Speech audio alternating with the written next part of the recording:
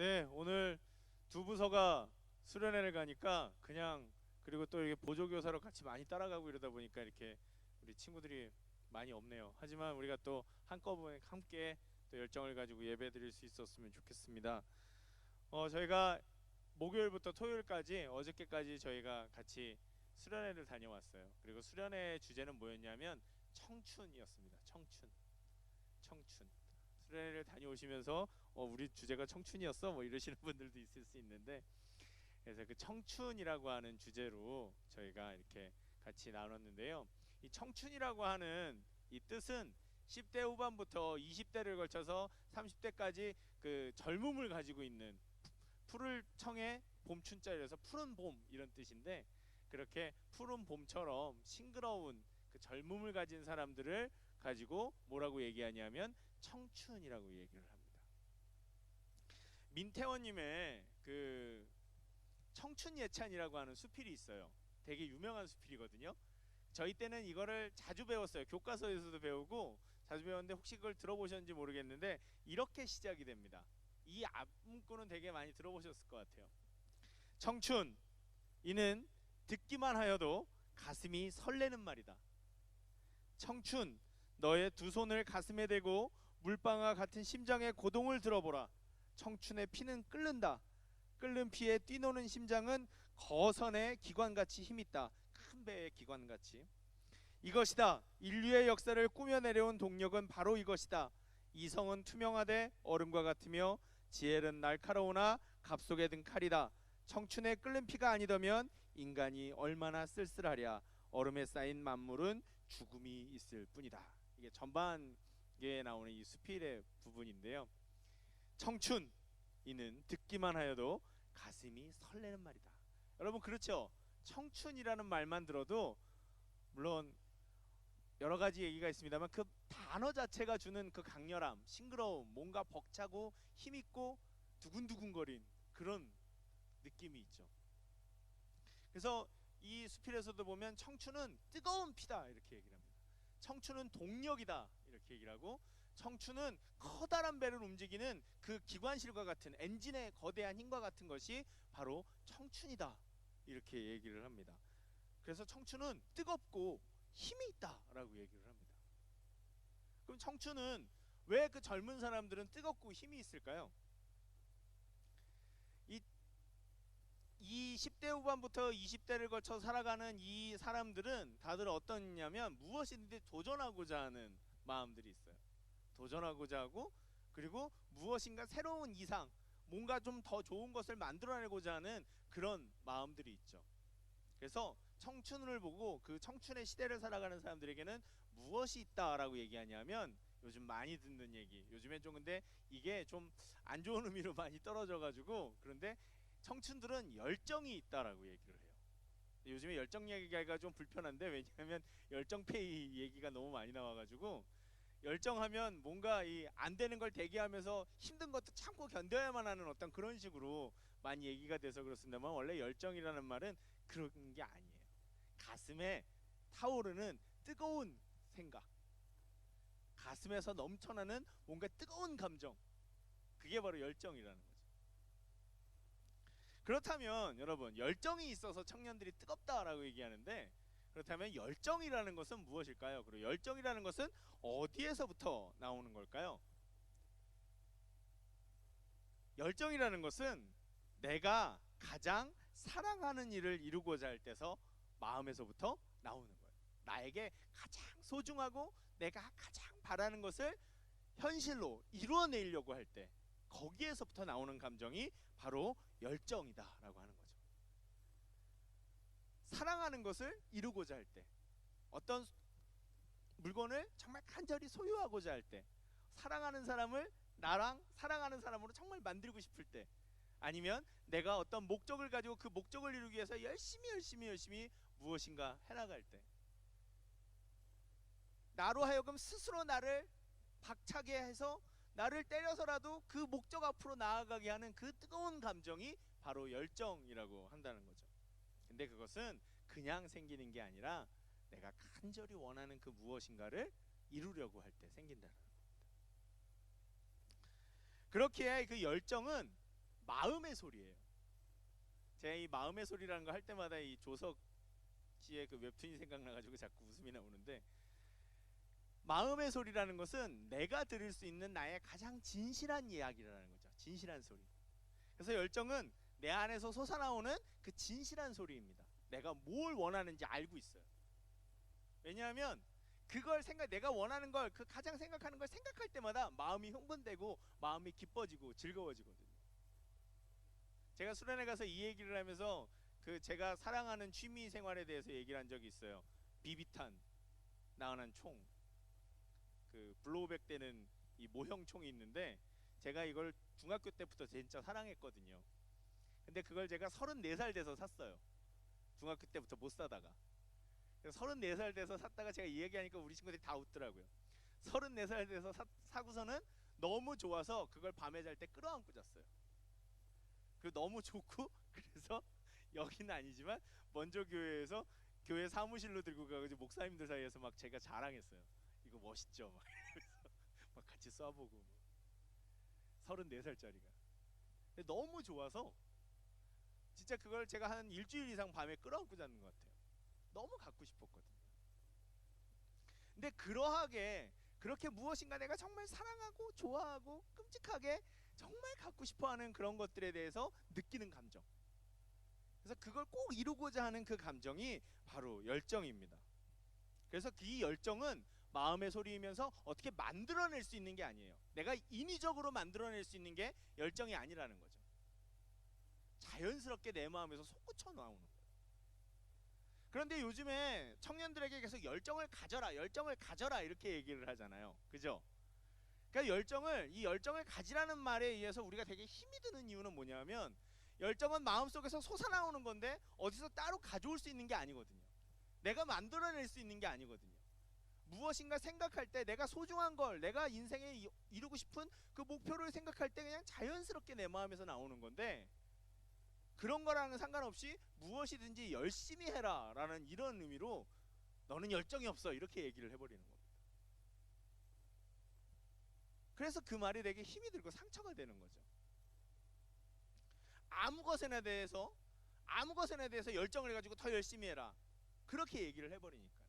그것은 내가 진정 원하는 목표가 아닐 수도 있고, 내가 아직 결정하지 못한 것일 수도 있고, 아니면 누군가에 의해서 강요된 것일 수도 있는데, 거기에 대해서 그냥 열정을 가져버려라 이렇게 얘기를 하니까, 그리고 열정만 있으면 모든 걸 다 할 수 있다 이런 식으로 얘기를 해버리니까, 그 열정이란 너무나도 좋은 말이 우리에게 오히려 상처로 다가오는 일이 생기지 않나 생각합니다. 그런데요 여러분, 아까도 얘기했지만 열정은 우리가 가장 원하는 그 한 가지를 생각할 때 우리의 마음속에서 솟아나오는, 저절로 솟아나오기 시작하는 우리의 마음의 소리이고, 그렇기 때문에 열정은 나를 규정할 수 있는 본질이라고 얘기를 할 수가 있습니다.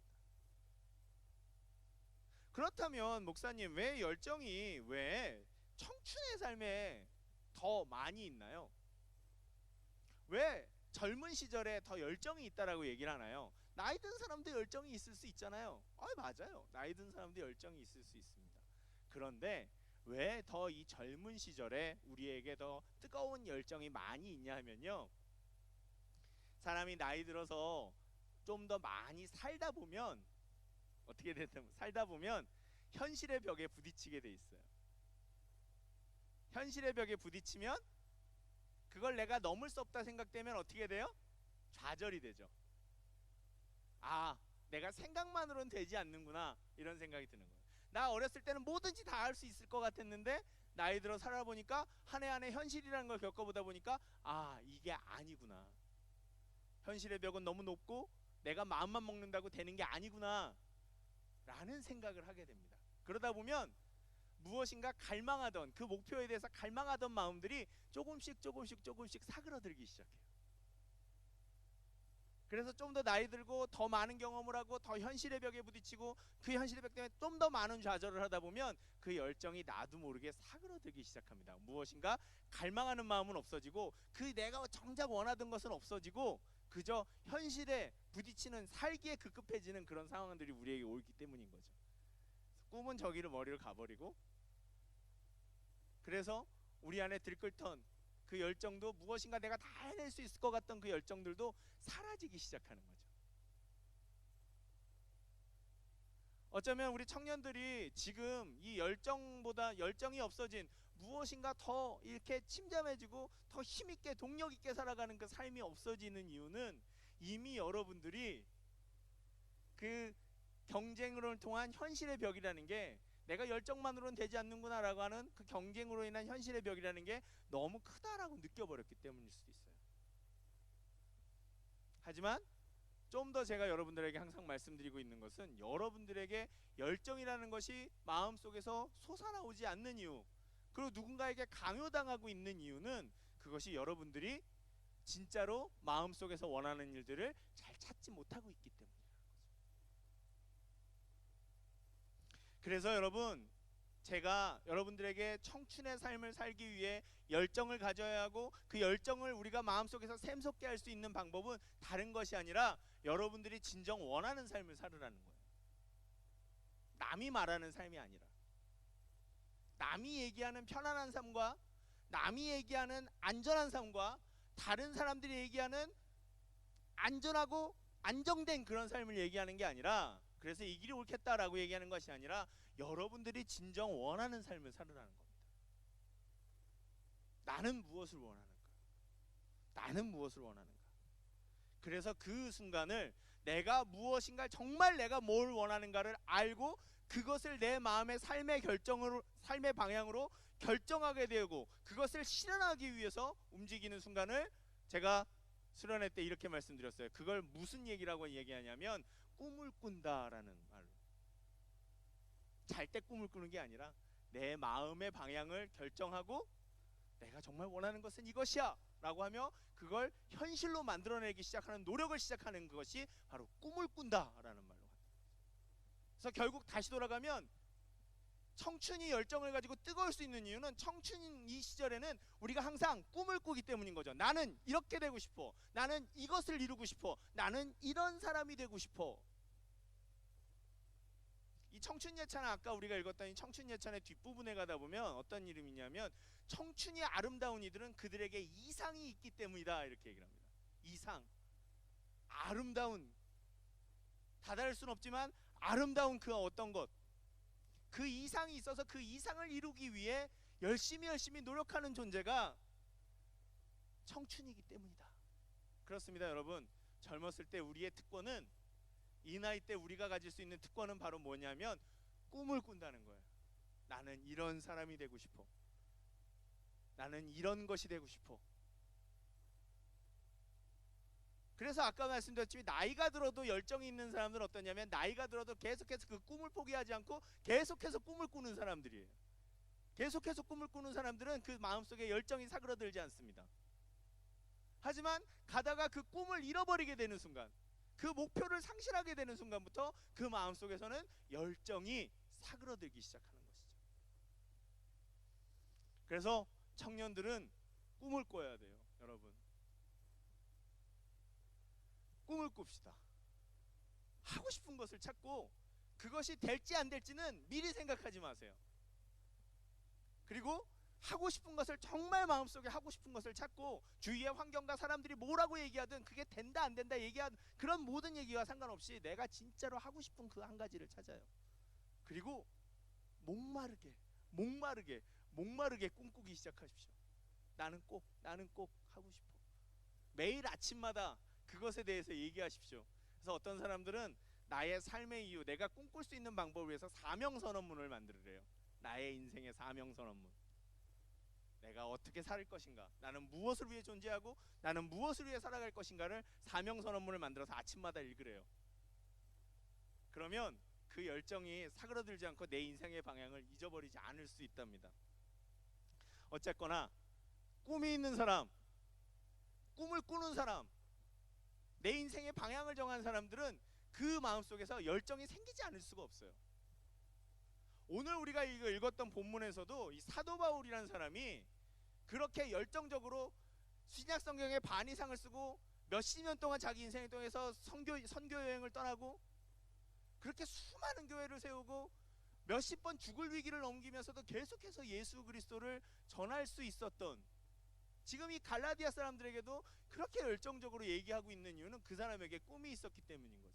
그 사람이 꿈꾸는 게 있었던 거죠. 사도 바울이 꿈꾸는 게 바로 뭐였냐면 우리가 읽었던 이 19절에 있었던 나의 자녀들아 너희 속에 그리스도의 형상을 이루기까지라고 하는, 너희 속에, 갈라디아 사람들 속에 그리스도의 형상을 이루기까지라고 하는, 사도 바울이 꿈꿨던 것은 한 사람이라도 더 많은 사람들이 예수를 알고 믿으며 그를 닮은 제자들로 만들어지는 것. 그게 그 사람의 오직 삶의 이유였던 거예요. 그걸 항상 꿈꾸는 겁니다. 그걸 꿈꿨기 때문에 그 사람은 어떤 것에도 꺾일 수가 없었던 거예요. 한 사람이라도 더 내가 가보지 못했던 것이라도 더 거기에 나는 예수를 전해야 하겠다. 그것이 그 사람의 꿈이었기 때문에 이 사람은 꺾이지 않았습니다. 계속되는 열정, 그것이 있었다라는 거죠. 사도 바울은 그리스도 예수를 아는 지식 외에는 모든 것을 배설물로 여긴다고 얘기할 정도로 나에게, 내 인생에는 오로지 예수밖에 없다라고 얘기했어요. 사도 바울이 여러 가지로 위대하지만 저는 이 사람의 위대한 점은 그건 것 같아요. 한 가지만 오매불방 사랑할 수 있는 능력, 한 가지만 미친 듯이 사랑할 수 있는 오매불방의 그 사랑하는 마음, 거기에서부터 이 멈추지 않는 열정이 이 사람들에게 있었을 것 같아요. 여러분, 제가 수련회 가서 친구들한테 이렇게 물어봤습니다. 어렸을 때 여러분들 다 꿈 있었죠? 이라고 물어봤어요. 어렸을 때 뭐 되고 싶어요? 그러고 물어보면 다 대답할 말이 있었어요. 그런데 지금 와서 물어보면 다들 잘 모른대요. 망설여진대요. 다시 한번 물어보겠습니다. 여러분들의 꿈은 뭡니까? 나는 뭐가 되고 싶어요? 나는 어떤 사람이 되고 싶어요? 나는 무슨 일을 하고 싶어요? 여러분들의 가슴을 뛰게 만드는, 여러분들의 생각만 해도 흥분되게 만드는, 생각만 해도 행복하게 만드는 그 일들은 도대체 뭡니까? 여러분, 그것을 찾아주세요. 여러분들의 마음의 소리를 들어주세요. 그럴 때 열정이 나의 삶을 지배하기 시작하고 그것이 바로 나를 청춘으로 살게 만듭니다. 제가 항상 얘기하지만 여러분, 우리는 누가 만들었어요? 엄마 아빠가 만들긴 했습니다만 그 전에 나는 누가 만들었어요? 하나님이 만드셨죠. 하나님이 나를 만드실 때 고유하게 만드셨어요. 제가 항상 그래서 이 단어 좋아하죠. 유니크하게 만드셨다고. 나를 유니크하게, 아주 독특하게 그렇게 만드셨는데, 그렇게 만드실 때 그래서 하나님은 유니크하게 우리를 만드셨기 때문에 우리 마음에 다 독특한 소원들을 주셨어요. 독특한 소원들을. 그래서 우리가 하나님을 만날 때 하나님이 나를 사랑하시고 나의 구원자 되신다는 그 하나님과 다시 한번 그 관계성이 회복되기 시작할 때 우리는 알 수 있어요. 내가 왜 이 땅에 태어났는지, 내가 왜 이 땅에 존재하는지, 내가 무엇을 위해 살아야 하는지 그것을 알 수 있게 된다는 겁니다. 그래서 우리는 조금이라도 더 젊었던 시절에 하나님과 깊이 만날 수 있어야 해요. 우리가 하나님을 만나는 건 그냥 단순히 종교생활로 만나는 게 아니라 우리의 인생의 참기를 찾기 위해서 만나는 거예요. 하나님 왜 나를 이 땅에 태어나게 하셨는가? 하나님 왜 나를 이 땅에 존재하게 하셨는가? 그 이유를 찾는 거예요. 여러분, 그 이유를 만나게 될 때 얼마나 행복하겠어요. 하나님이 저한테 그러셨어요. 야, 너 노래해라 그러셨어요. 아직 노래를 못하고 있네요. 그래서 제가 하나님한테 하나님 찬양하는, 노래하는 사람이 되겠습니다 그랬어요. 그래서 저는 목사가 됐습니다. 찬양하는 목사가 되고 싶어서. 그래서 언젠간 노래하러 갈 거예요. 제 꿈은 그거기 때문에 아직도 그것만 생각하면 가슴이 둥둥 뜁니다. 전 노래하러 갈 거예요. 여러분들도 그런 하나님의 음성을 들을 수 있었으면 좋겠어요. 야, 너 뭐 해라. 야, 너 뭐 해라. 난 너 그것 때문에 만들었다.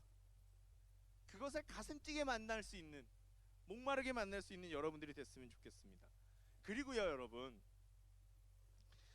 근데 두 번째, 제가 수련회 때도 얘기하고 여기서 다시 한번 나누는 것은 꿈은 꿈인 경우가 있어요. 꿈을 꾼다라는 말이 왜냐하면 꿈이 너무 실현이 불가능하기 때문에 꿈이라고 얘기하는 사람들도 있는 거죠. 꿈을 꾸는 건 너무 아름답지만 꿈이 너무 먼 거예요. 그래서 텔레비전 보면 이러잖아요. 꿈을 현실로 만든 사람입니다 이렇게 얘기를 해요. 어떤 성공한 사람들 보면. 그 사람들이 너무 대단하기 때문에 저 하늘에 떠 있는 꿈을 현실로 지금 만들어낸 거예요. 자기 인생 속에서. 그만큼 꿈은 꾸지만 그 꿈을 꾸는 걸로 끝나지 우리 삶에 그걸 현실로 만들어내는 것은 참 어려운 일이라고 얘기할 수 있다는 거죠. 말처럼 쉬운 게 아니에요. 그럼 누구든지 다 하죠. 근데 대부분의 사람들이 꿈을 갖고다가도 도중에 포기하고 또 버리고 그냥 현실에 안주하게 되는 일들이 너무 많거든요. 근데 그거는 그 사람들이 못나서가 아니라 꿈을 이루는 게 그만큼 힘들기 때문이고 어렵기 때문에 내가 원하는 것을 마음속에 이루는 일이 정말 어렵기 때문에. 그럼 목사님 어떻게 하라고요? 실컷 꿈꿔라고 그렇고 어렵다고 그러면 어떻게 하라는 건데요? 그래서 꿈을 이루기 위해서는 우리가 이겨나가는 삶이 필요합니다. 그냥 머물러 있는 삶이 아니라 우리가 나에게 주어진 환경과 어려움들을 극복하고 이겨나가는 삶이 필요해요. 그래서 꿈은 그 무엇과도 바꿀 수 없는 소중한 것이기 때문에 그렇기에 그것은 열정을 만들어내고 열정은 무엇이든 단념하지 않고 앞으로 전진하는 힘을 만들어내고 그 전진하는 힘은 이기는 힘을 만들어낸다는 거죠. 현실의 벽을 이겨낼 수 있게 만든다는 거죠. 사도 바울은 이걸 가지고 뭐라고 얘기했냐면 19절에 이렇게 얘기를 했어요. 4장 19절에 뭐라고 얘기했냐면 나의 자녀들아 너희 속에 그리스도의 형상을 이루기까지 다시 너희를 위하여 해산하는 수고를 하노니. 이렇게 해산하는 수고. 사도 바울은 갈라디아 사람들 한 사람 한 사람을 하나님의 사람으로 만드는 것을 애 낳는 것에 비교해요. 애 낳는 거 진짜 힘들더라고요. 진짜 힘들어요. 엄마가 뱃속에서 10달 동안 애를 데리고 있는 거 자체가 되게 힘들거든요. 애 잘못될까봐 뭐든지 먹는 것도 조심하고 모든 거 다 조심해야 되고 스트레스도 안 받아야 되고 그리고 애를 낳는 과정은 더 힘들어요. 애를 낳고 나니까 이 앞머리가 다 빠졌더라고요. 너무 힘이 들어서.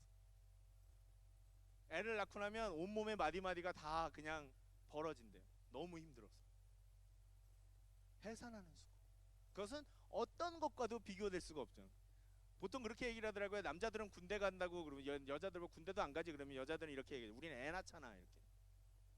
맞아요. 남자들에게 군대 가는 것이 인생의 제일 힘든 일이라고 한다면 여자들에게 제일 힘든 일은 애 낳는 일인 것 같아요. 어려워요. 근데 그렇게 어려운 것처럼 사도 바울은 뭐라고 얘기하냐면 내가 오늘 너희를 해산하는 수고를 그리스도의 형상을 이루기에 너희에게 해산하는 수고를 한다. 근데 그것을 마다하지 않는다. 한 사람 예수 믿게 만드는 게 얼마나 어려운지 모릅니다, 여러분. 여러분들은 어렸을 때부터 교회 다녀서 그냥 자연스럽게 이렇게 예수 믿는다거나 이렇게 생각할 수 있지만 생판 안 믿는 사람 만나서 전도하고 복음 전해서 예수 믿게 만들어서 예수 믿는 사람으로 변화시키는 것은 정말 천지가 벽동할 만큼 힘들고 어려운 일이에요. 해산하는 수고. 그렇지만 사도 바울에겐 다 예수 믿고 예수 믿는 사람들로 변하는 게 꿈이었기 때문에 그것이 해산하는 수고에 비교될 만큼 어려운 일지라도 나는 단념하지 않고 더 열심히 다시 해산하는 수고를 하더라도 나는 하겠다. 너희들을 단념할 수가 없다. 그리고 20절에도 보면 이렇게 얘기를 해요. 내가 이제라도 너희와 함께 있어 내 언성을 높이려 함은 화를 내겠다는 소리인 거예요. 야단을 치겠다는 거고 적당 어떻게 보면 이걸로 싸우기까지 하겠다는 소리인 거예요. 너희들하고 싸우겠다. 언성을 높여서라도 내가 좋은 말로 하는 게 아니라 화를 내고 싸워서라도 너희들을 절대로 포기할 수 없다 이런 얘기를 하는 거죠. 사도 바울이 이렇게까지 안 해도 돼요. 한번 했으니까 예수 믿었는데 잘못했으면 야 니들이 잘못했네. 니들 선택 뭐 할 수 없지. 니들이 선택했어요. 니들 인생 니들이 책임져. 이럴 수 있어요. 그런데도 불구하고 굳이 불편한 관계를 만들면서까지 어색한 관계를 만들면서까지도 그래도 포기할 수 없고 싸워서라도 내가 너희들을 다시 찾아오겠다라고 얘기하고 있는 거죠. 자기의 꿈을 이루기 위해서 예수님이 원하는 그 꿈과 자기의 꿈을 이루기 위해서 사도 바울은 절대로 굴복하지 않습니다. 멈추지 않습니다. 불편한 것 있고 나를 힘들게 만들고 이걸 또 해야 돼 라고 하는 그 좌절감이 나에게 다가올지라도 나는 그런 거에 상관하지 않겠다. 나는 부딪혀서 이뤄나가겠다. 여러분, 내 일생에 원하는 한 가지를 이루기 위해서 한 번쯤 그렇게 목숨을 걸고 정말 목숨을 걸고 인생을 걸고 부딪혀보고 깨져보는 것도 정말 값어치 있는 일이 아닐까요? 한 번 사는 인생인데 한 번 살잖아요. 우린 윤회 안 해요. 우린 불교 신자가 아니거든요. 불교 신자들은 다음의 기회가 있다라고 얘기할지언정 우리에겐 다음 기회가 없어요. 우리는 이 인생 한 번 삽니다. 그 인생 한 번 살아가는데 우리에게 후회와 아쉬움과 그런 것들이 남으면 되겠습니까? 우리는 꿈을 꾸기 때문에 부딪혀서 앞으로 나가고 깨질지언정 꺾이지는 않는 그런 사람들로 살아갈 수 있었으면 좋겠어요. 그런데 여러분, 제가 여러분들을 그렇게 그냥 그 격렬한 삶 속으로만 밀어넣기만 한다 그러면 저는 상당히 무책임한 사람이죠. 제가 하지도 못할 일을 여러분들에게는 시키는 그런 아주 나쁜 사람일 수 있어요. 하지만 저는 그것이 아니라 여기서 바로 우리가 하나님을 믿고 하나님을 의지하는 그 이유들을 찾아보려고 합니다. 하나님이 우리 인생 가운데 함께 하시고, 제가 아까도 말씀드렸다시피 우리가 하나님을 만날 때 우리의 인생의 이유를 깨달을 수 있다고 그랬어요. 우리에게 인생의 이유를 주시고 존재의 이유를 주시는 하나님은 그 이유를 주시는 걸로 끝내지 않으세요. 하나님은 그 이유를 함께 삶으로 실현시켜 주시는 분이십니다. 도와주시는 분, 함께 하시며 만들어 가시는 분이세요. 그러면서 하나님은 내가 너와 함께 한다. 네가 내 말을 따라 살고 네 꿈을 쫓아 살고 네 마음에 원하는 소리를 쫓아 사는 것이 힘들고 어렵겠지만 내가 너와 함께 한다. 두려워 말라. 내가 너와 함께함이니라. 놀라지 말라. 내가 너의 하나님이 됨이니라. 내가 너를 도와주리라. 내가 너를 참으로 도와주리라. 참으로 나의 의로운 오른손으로 너를 붙들리라. 나는 너의 하나님이다. 그런 분이 하나님이시라고요. 그러면서 하나님은 우리에게 이렇게 얘기하셨어요. 예수님은 우리에게 기도하라고 얘기하셨어요. 기도는요 여러분, 그냥 그저 내가 마음의 평안과 그저 내가 좀 슬플 때, 위로받을 때, 말할 데 없을 때 하나님한테 넋두리 하는 것으로 끝나는 게 기도가 아니라는 겁니다. 기도는 우리의 삶의 가장 실질적인 능력이에요. 우리는 기도할 때 살아날 수 있습니다. 우리는 기도할 때 하나님과 연결되어질 수 있고, 기도할 때 하나님께서 주시는 것들을 받을 수 있고, 기도할 때 우리는 우리가 모르고 있던 것들을 깨달을 수 있게 되고, 기도할 때 우리는 하나님이 주시는 능력들을 우리의 삶 속에서 체험해낼 수 있게 됩니다. 왜냐하면요, 예수님이 우리한테 이렇게 얘기하셨거든요. 마태복음 7장 7절에서 11절에 되게 유명한 말씀이에요. 이거는 교회 안 다니는 사람들도 다 아는 말씀입니다. 구하라 그리하면 너희에게 주실 것이요, 찾으라 그리하면 찾아낼 것이요, 문을 두드리라 그리하면 너희에게 열릴 것이니 구하는 이마다 받을 것이요, 찾는 이는 찾아낼 것이요, 두드리는 이에게 열릴 것이니라. 너희 중에 누가 이 아들이 떡을 달라 하는데 돌을 주며 생선을 달라 하는데 뱀을 줄 사람이 있겠느냐. 너희가 악한 자라도 좋은 것으로 자식에게 줄 줄 알거든 하물며 하늘에 계신 너희 아버지께서 구하는 자에게 좋은 것으로 주시지 않겠느냐. 여러분, 꿈을 이루는 삶은 나 혼자서는 버거울 수도 있습니다. 내가 해낼 수 없다라고 생각할 수도 있어요. 나는 못할 것 같아 라고 생각할 수도 있어요. 하지만 그때 하나님, 저를 좀 도와주십시오. 하나님 제 아버지 아니십니까? 하나님 제 친구라고 얘기하지 않으십니까? 하나님 제 인생의 구원자라고 얘기하지 않으십니까? 하나님께서 제 인생에 꿈을 주셨지 않습니까? 그러니 하나님 저를 도와주십시오. 제가 할 수 있도록 힘을 주십시오. 할 수 있도록 저를 도와주십시오라고 여러분 구하기 시작하세요. 하나님께 문을 두드리기 시작하세요. 하나님 앞에서 찾기 시작하세요. 그것도 간절히.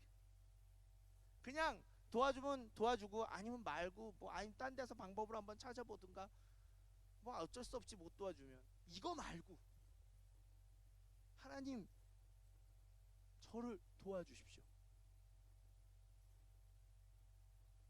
그렇게 우리가 하나님과 함께 우리의 인생을 살아가기 시작할 때 한 발자국 한 발자국 나를 도우시는 하나님을 우리가 찾고 찾으며 그 시간들을 우리에게 응답하시는 가장 좋은 것으로 주기를 원하시는 떡을 달라 하는데 돌을 주지 않고, 그죠?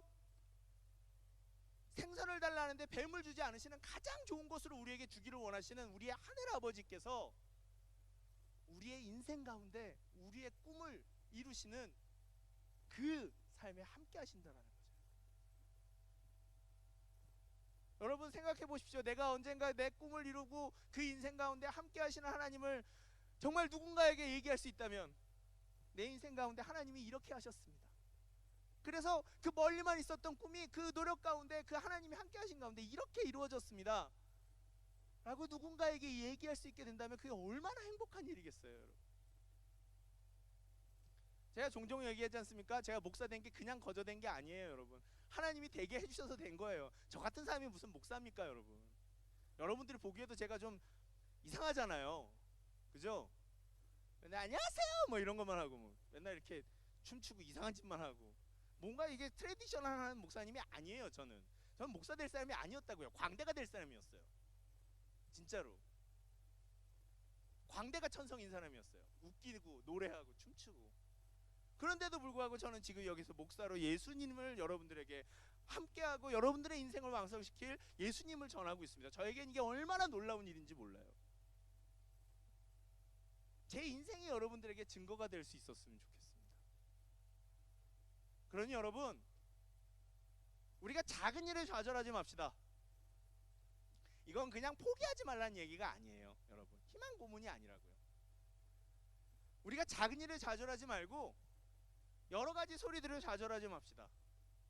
내가 이거 하고 싶어라고 얘기했는데 야 그게 되겠냐? 네가 그거 할 수 있겠냐? 이런 소리들을 좌절하지 말라고요. 할 수 있게 됩니다. 우리가 원하고 하나님 앞에 기도하기 시작하면 하나님께서 우리와 함께 그 일들을 이루어 주시기 시작합니다. 왜냐하면 나는 하나님의 자녀이고 하나님의 둘도 없는 생명으로 값주고 사신 주의 백성이기 때문인 거죠.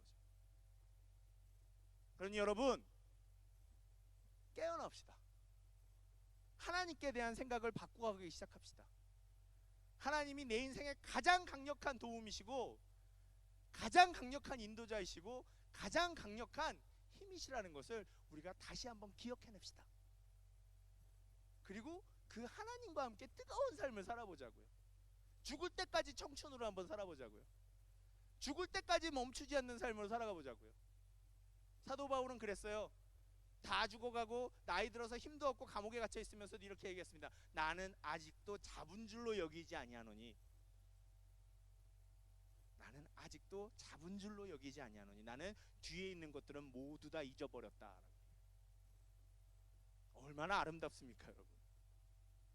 그분은 나이가 들어서도 여전히 청춘으로 살고 있었어요. 여러분, 시간이 좀 걸려도 괜찮아요. 우리 모두 다 120살까지 살 거거든요. 여러분들 나이에 다 이제 120살까지 살게 될 거예요. 여러분들이 이제 한 35, 35살 됐다고 하면 앞으로 몇 년 더 살아야 돼요? 85년 더 살아야 돼요. 100살까지만 산다 그래도 얼마예요? 여러분 65년 더 살아야 돼요. 얼마나 많은 세월이 남아있습니까? 여러분들의 갈 길을 찾기 위해서 1, 2년 방황하는 거 절대로 긴 시간 아니에요. 할 수 있어요. 하지만 그 시간들을 두려워하지 말고 그냥 조급해하지 말고 여러분들은 우리의 인생의 길을 찾자고요. 하나님과 함께 찾아가자고요. 죽을 둥살둥 한번 찾아보자고요. 내 마음의 소리를. 그리고 이제는 그것을 찾고 나면 하나님과 함께 한 발자국 한 발자국 힘차게 기쁘게 설레이며 듣기만 해도 설레이는 그 청춘의 삶은, 뜨거운 열정의 삶을 우리가 좀 살아갈 수 있었으면 좋겠습니다. 여러분들은 너무 청춘인데 청춘으로 살고 있지 못하는 여러분들의 모습을 볼 때마다 제 마음이 너무 아픕니다. 무너져 있고 힘이 없다고 얘기하고 지쳤다라고 얘기하는 여러분들의 삶을 볼 때마다 제 마음이 너무 아픕니다. 때로는 제 모습을 보는 것 같아서 저도 너무 힘들어집니다. 하지만 여러분, 이제 우리는 달라질 수 있어요. 우리는 이길 수 있습니다. 우리는 세상을 이기는 사람들이에요. 원래 그리스도인들은 다 이기는 사람들이거든요. 하나님과 함께 그걸 이겨나가는 사람들. 그러니 용기를 내세요. 우리 인생에 하나님이 함께 하십니다. 용기를 내세요. 우리 청춘으로 살아요. 우리 청춘으로 삽시다. 듣기만 해도 설레는 삶으로 삽시다. 거대한 배를 움직이는 그 능력 있는 삶을 우리가 살아갑시다. 따라하세요. 나는, 설교가 너무 길었어요? 나는, 좀 더, 나는 청춘이다. 나는 청춘이다. 여러분, 우리 청춘으로 살아요. 그래서 사도 바울처럼 해산의 수고를 하더라도, 내가 몇 번의 해산의 수고를 하더라도 나는 내가 원하는 인생의 길을 살아가겠다 하는 그 뜨거운 삶을 여러분들이 꼭 사실 수 있었으면 좋겠습니다. 기도하겠습니다.